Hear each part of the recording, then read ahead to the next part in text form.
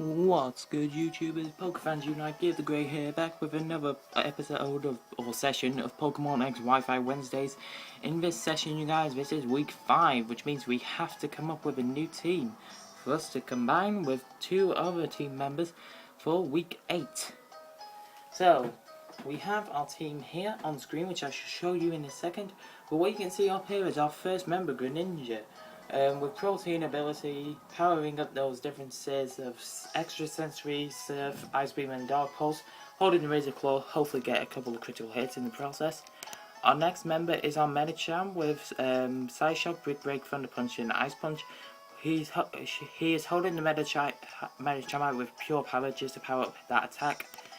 Our next member is our Murkrow, an Eviolite Murkrow with Roost, Aerial Ace, Foul Play and Sucker Punch with Super Luck, hopefully to try and get more critical hits.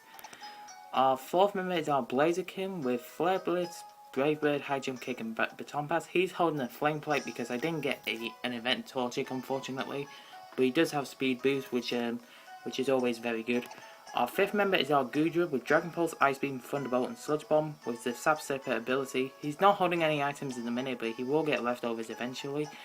And then our final member is our Furfrou with Fur Coat ability, of course, holding a Silk Scarf to power up that headbutt and takedown, but he's also learned Charm and Cotton Gauze. So now that you know our team members, you guys, let's jump into the battles that we'll be working with today. So in our 3 versus 5 single battle, we have Aaron with his Pidgey, Fletchling, Pampor, Fennekin and a Pikachu. I'm guessing this is just a beginner, so he doesn't know when I bring 3 Pokemon. I expect him to bring 3 Pokemon as well. But unfortunately, guys, he did bring all 5 of his Pokemon, other than they're massive threats to my Medicham, Greninja, and Blaziken. But with the Mega Medicham and all, I do like to run Blaziken, but with the event Torchic being handed out at the beginning of X and Y, I didn't get the Blaziken Knight. So that's why I'm running the Medichamite on the Mega Medicham.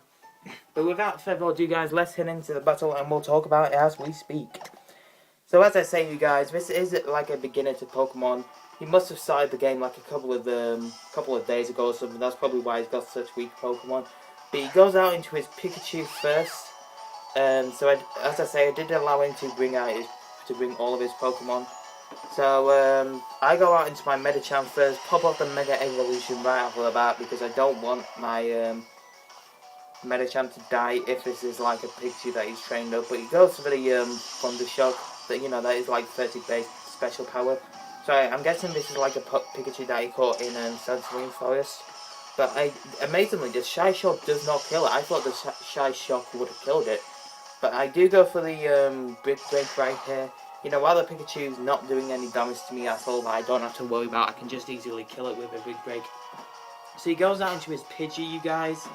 And I realised I can get the Ice Punch off here with his super effective move being effective on the flying types.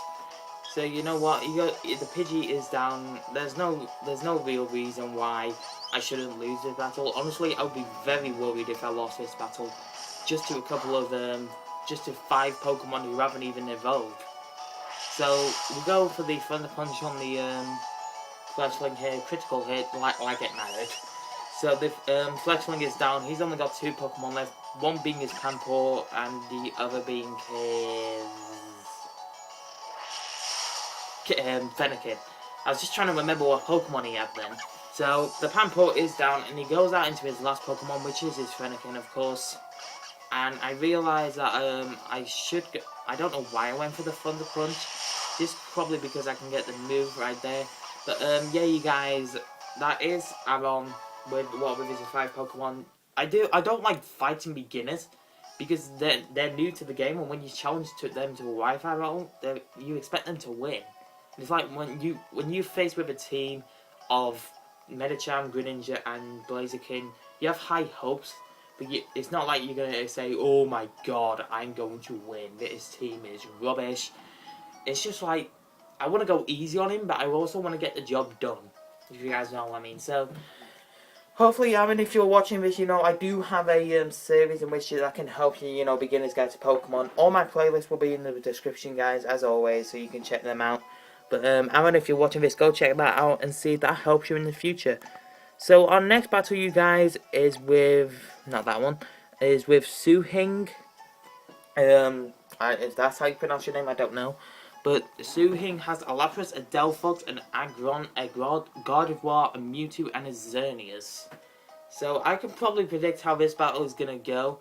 You know, they're probably going to send out the Xerneas first and expect to sweep my whole team, what have you.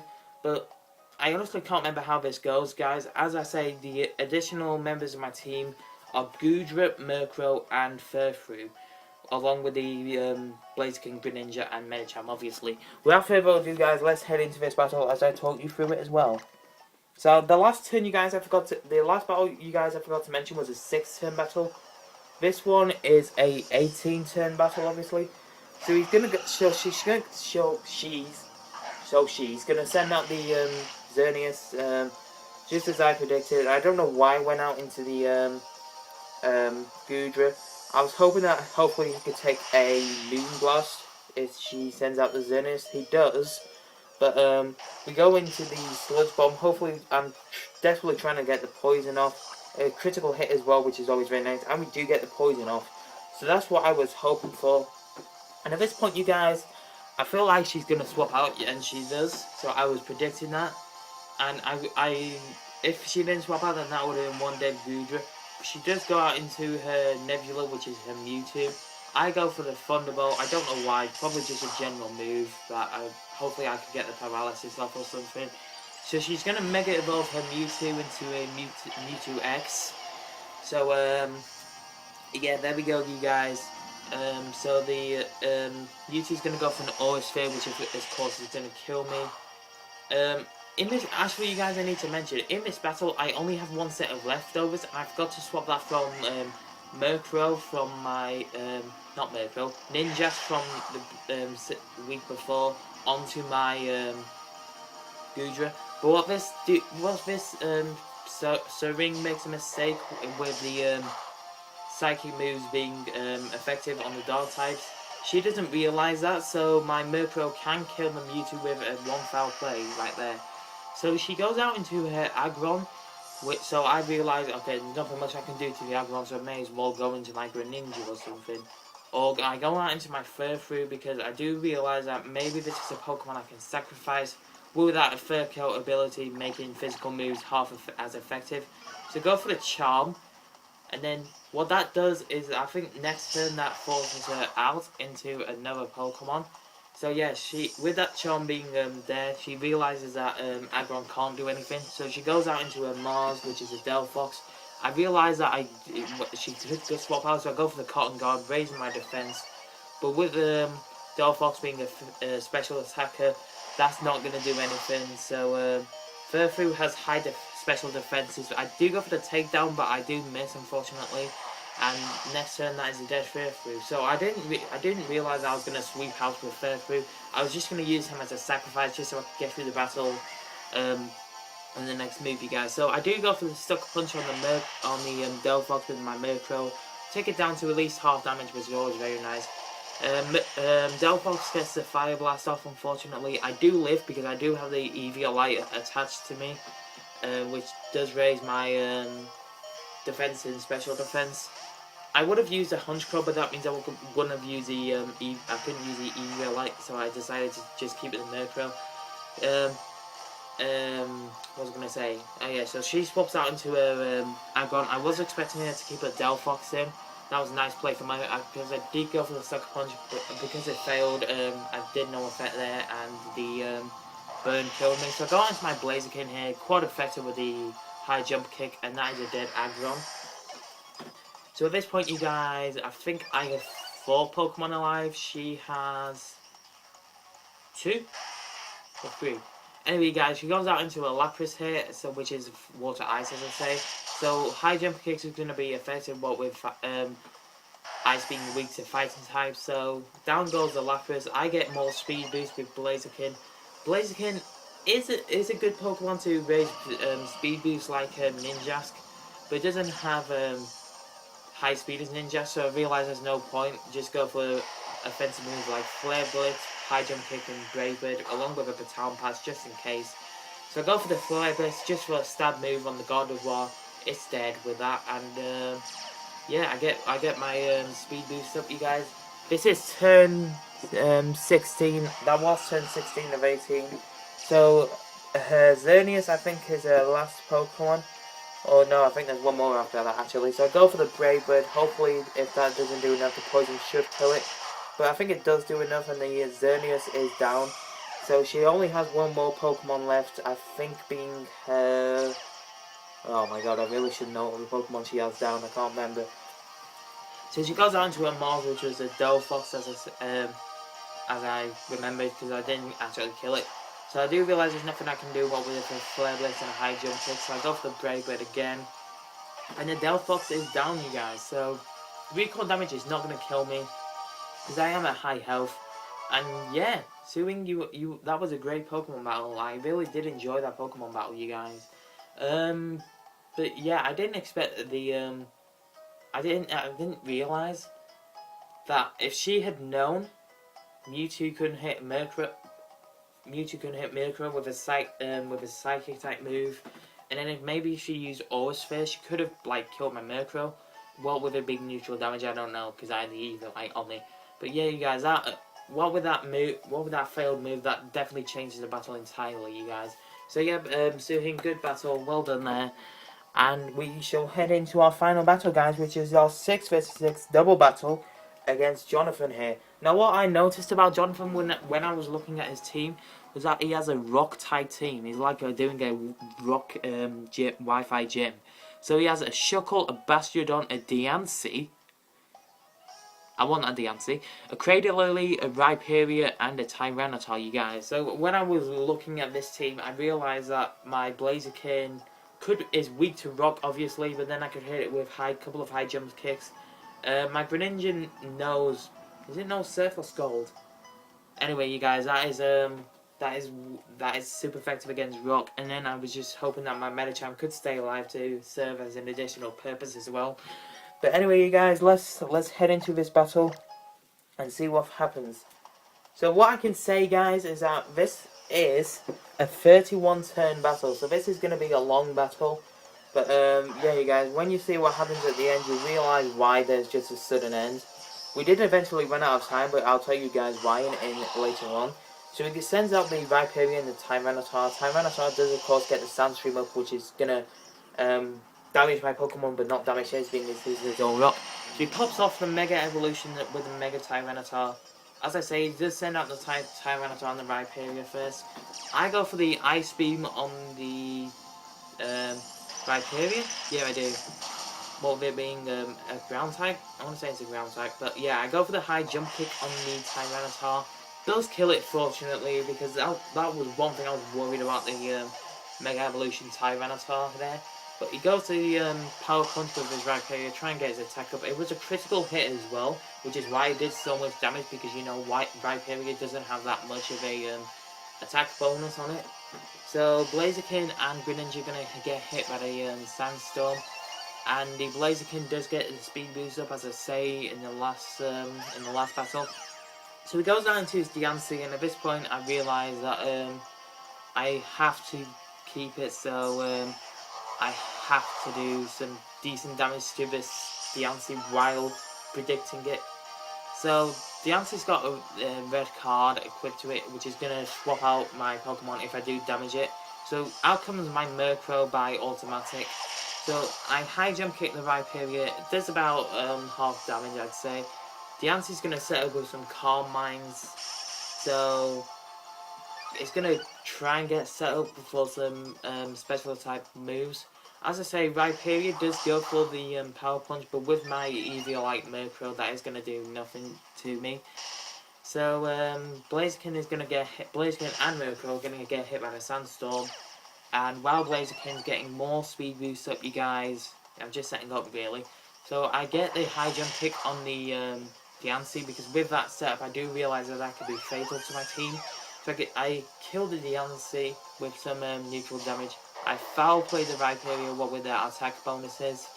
And next thing you know, you guys, there is an empty field in front of me, meaning that the opposition only has 3 more Pokemon, being the Shuckle, the Bastiodon, and the Cradillily. when he just sent that out, I just remembered. Yeah, it looks like he's got a shiny team here, guys. But with the both shiny Pokemon on the field. So at this point, you guys, I realise I have to go for the high jump kick on the Bastiodon because it is quite effective after all. But he does live with the sturdy ability. And at this point, I do realise that they could hit my Miracle hard, so I go for the Roost. You know, try and get some decent health back up. And yeah, so the Cradle Lily's going to set up with some stockpiles and absorb all the damage while he can. Bastiodon's going to go for the Metal Burst, which unfortunately is going to kill my Blaziken, what with it being neutral damage. But that Metal Burst is a powerful attack, so it does kill me unfortunately. And I do realise I have to do something really clever here in order to kill this Bastiodon before he can do something pretty bad to my team. So I got into my Medicham here. Hopefully a Brick Break can kill it. I think I go for the Brick Break anyway. But anyway, I pop off the Mega Evolution here. So whatever damage I do like really hard. Bastiodon's gonna go for Protect, try and get that leftovers like more healed.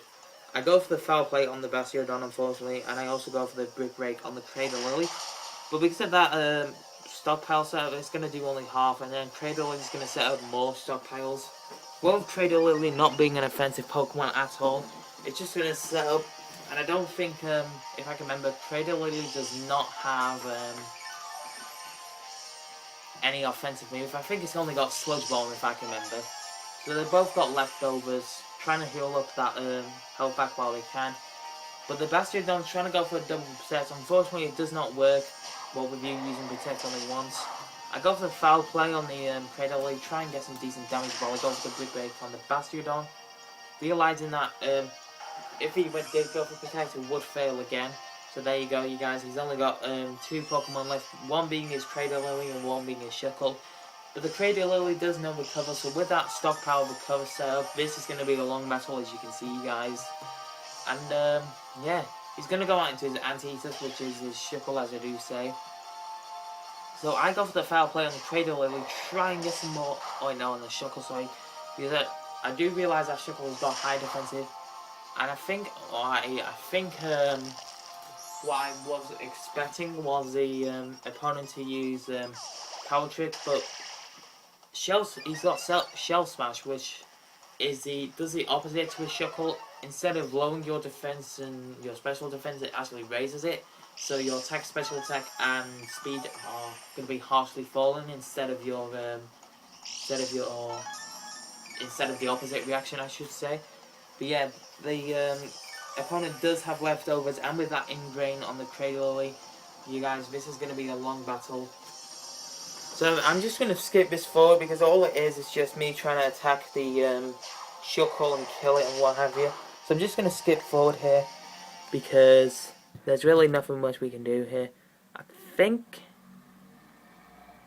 skipping video. Oh, see, skipping. So I think what it does is like I don't want to waste your time here, you guys. What with talking and what have you. It's just like a thing here. So what I'm gonna do is I'm actually gonna skip the video towards the end of the battle, but I'll come back and join you guys in like the last 3 turns of the battle. So yeah, I'll see you guys in 1 second. Okay, guys, this turn is a key part of the battle because if you just watch while the video's skipping in a minute, if this was a key part of the battle, as you can see. So my Medicham does have 5 HP left, and I was about to kill this Cradle Lily right here. In fact, I do kill the Cradle Lily, what with that Brick Break, and Foul Play combination. But unfortunately, you guys, the Anteaters does keep on going for the Shell Smash, and I do realise that the camera's in the wrong place. I do apologise about that. So I killed the, as I said, what's it called? What's it actually called? Cradle Lily with the Brick Break Foul Play combination. But I do, in the process of that, my Medicham does die from the Sandstorm, which I was expecting to happen, you guys. So in a minute, I will catch up with you in the last 3 turns of the battle. you know, and I'll explain what happens when we cut to it. So I'll see you guys in 1 second.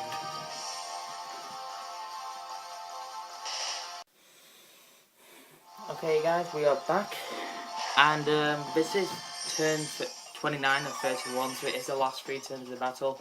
And as you can see, our Greninja did die from sandstorm damage because I was trying to get the burn and the poison off. But what's this called? I'm trying to think of the Pokemon opposite me on the field. Shuckle. That's it. That's it. His moveset is Sandstorm, Smell Mash, Shell Smash, Best, and Protect. So yeah guys, it's like a stalling tactic with the Sandstorm trying to kill it. And at this point I realised that time's about to run out, so that's why the match came to a sudden end.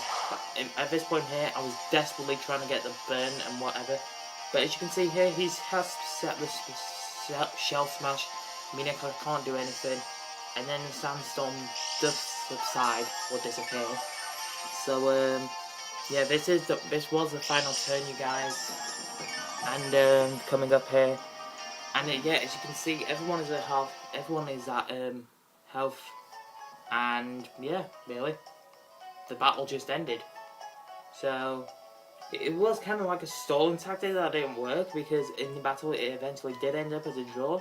But either way, it was like a brilliant battle, and if I just could have got that Shuckle out of the game earlier on, it would have been a brilliant victory for me, guys. But anyway, you guys, that is the end of week 5 of Pokemon X Wi-Fi Wednesday. In next Wednesday, you guys, week 6 and week 7 will be up with new teams, and then we will pick new Pokemon in the week after week 8, and try and combine our 3 Pokemon from that from those weeks, and hopefully make some good progress. So yeah guys, I aim to get more victories next week. If you did enjoy the episode, please give it a like. If you do enjoy the series, please give it a like.